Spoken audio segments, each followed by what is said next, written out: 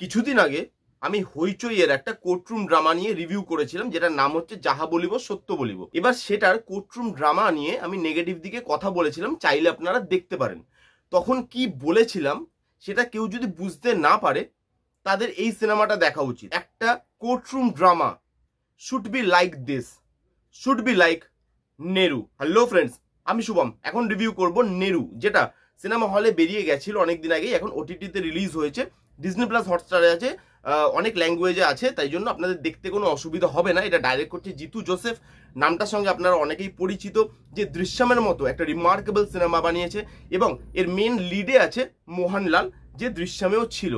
এবার এর রিভিউ নিয়ে কথা বলবো, পজিটিভ দিক নেগেটিভ দিক নিয়ে কথা বলবো, আর একটা পারফেক্ট কোর্টরুম ড্রামা কিরকম হওয়া উচিত, তার রাইটিং কিরকম হওয়া উচিত সেটা নিয়েও কথা বলবো। কারণ আমরা যখনই একটা কন্টেন্ট নিয়ে কথা বলি এবং যখন আমরা বলি যে বাংলাতে এই কন্টেন্টটা ভালো হয়নি, তখন অনেকেই সামনে চলে আসে এটা বলার জন্য যে আমাদের তো বাজেট নেই।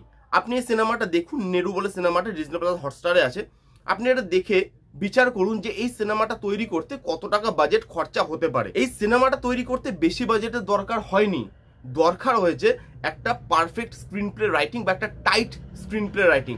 সেগুলো নিয়ে কথা বলবো আস্তে আস্তে। তার আগে যদি গল্পটা একটুখানি আপনাদেরকে বলে দিই, গল্পটা হচ্ছে একটা অন্ধ মেয়ে যে হাত দিয়ে কিছু ফিল করে তার স্ক্যাল্পচার বানাতে পারে মাটি দিয়ে, এটা তার একটা মানে ভগবানের দেওয়া একটা দান।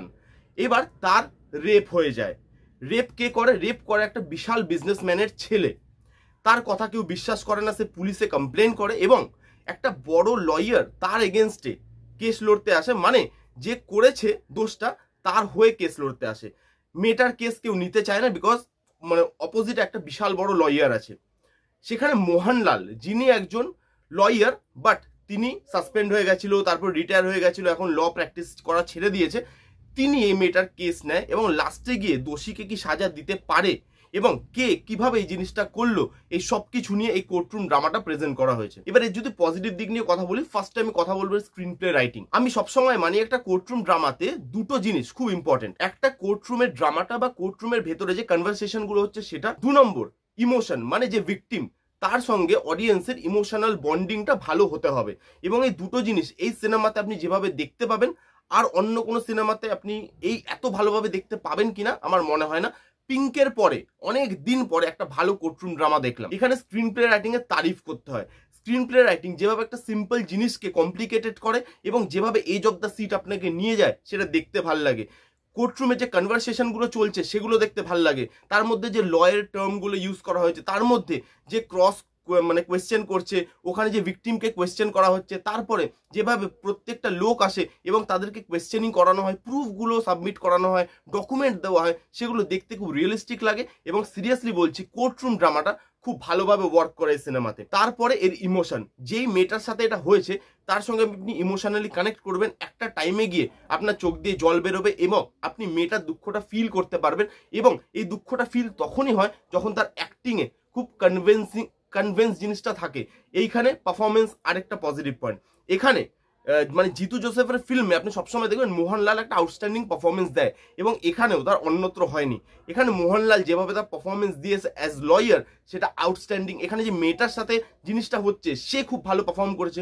প্রিয়ামণি আছে, তাকেও খুব ইম্পর্টেন্ট রোলে দেখা যায় এবং সেও কিন্তু খুব ভালো একটা পারফরমেন্স দিয়েছে। তো এখানে পারফরমেন্সের তার সাথে সাথে স্ক্রিন প্লে রাইটিং, তার সাথে সাথে ড্রামা, ইমোশন, এই জিনিসগুলো এত সুন্দরভাবে আপনাকে এই সিনেমাটার সাথে বেঁধে দেবে যে আপনি এই সিনেমাটা দেখার সময় অন্য কোনো কাজ একদমই করতে পারবেন না। নেক্সট যেটা নিয়ে কথা বলবো সেটা হচ্ছে ডাইরেকশন।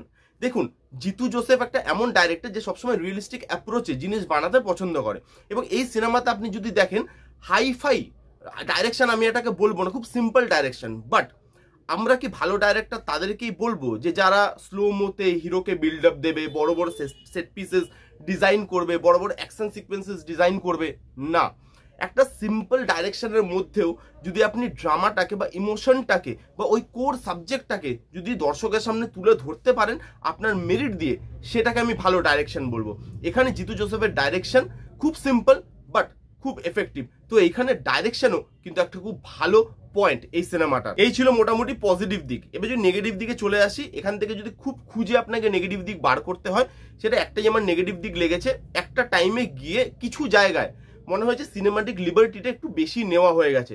মানে যে জাজ, ধরুন যে জাজ ওখানে বসে জাজমেন্ট দিচ্ছে, সে প্রথমে এগেনস্ট যে লয়ার, মানে যে খুনির হয়ে লড়ছে তার দিকে একটু ঝুঁকেছিল, বিকজ সে পপুলার এবং খুব বড় লয়ার। সে হঠাৎ করে মোহনলালের দিকে ঝুঁকতে শুরু করে এবং সেটা খুব ড্রাস্টিক্যালি হয়। সেটার মধ্যে সে ট্রান্সফরমেশনটা খুব ভালোভাবে দেখা যায় না, বা যারা এই ভালো দিকটা বা এই মেয়েটার সাথে জড়িয়ে আছে তারা জিনিসগুলোকে এমনভাবে প্রেজেন্ট করতে থাকে বা প্রুফগুলো এমনভাবে আসতে থাকে, সেখানে কিছু জায়গায়, সব জায়গায় না, কিছু জায়গায় আপনার মনে হতে পারে যে এখানে সিনেমাটিক লিবার্টি বোধহয় একটু বেশি নেওয়া হয়ে গেছে, এটা আরেকটু কম করলে দেখতে আরো ভালো লাগতো। এছাড়া সিনেমায় আর কোনো নেগেটিভ দিক নেই, ভালো কোর্টরুম ড্রামা। যদি ফ্যামিলির সাথে বসে এনজয় করতে চান অবশ্যই আপনি দেখতে পারেন। এটা রেপ এবং এরকম ধরনের জিনিস আছে বলে আপনার মনে হতে পারে যে এটা বাচ্চাদের নিয়ে দেখা যাবে না, বাট আমি বলবো এটা পুরো ফ্যামিলি নিয়ে বসে দেখার মতো সিনেমা। কোনো রকম অ্যাডাল্ট্রি, কোনো রকম বাজে জিনিস এই সিনেমাটার মধ্যে নেই যেটা আপনি ফ্যামিলির সাথে বসে দেখতে পারবেন না। আপনারা অবশ্যই নেরু বলে সিনেমাটা দেখুন, আমার হাইলি রেকমেন্ডেশন রইল। আর এই রিভিউটা কেমন লাগলো সেটা জানাতে ভুলবেন না। রিভিউটা যদি ভালো লাগে তাহলে please give it a Thums up, like করবেন, কমেন্ট করবেন, শেয়ার করবেন, চ্যানেলটাকে আমার সাবস্ক্রাইব করবেন। দেখা হচ্ছে নেক্সট কোনো ভিডিওতে, ততক্ষণ bye bye, take care and be safe.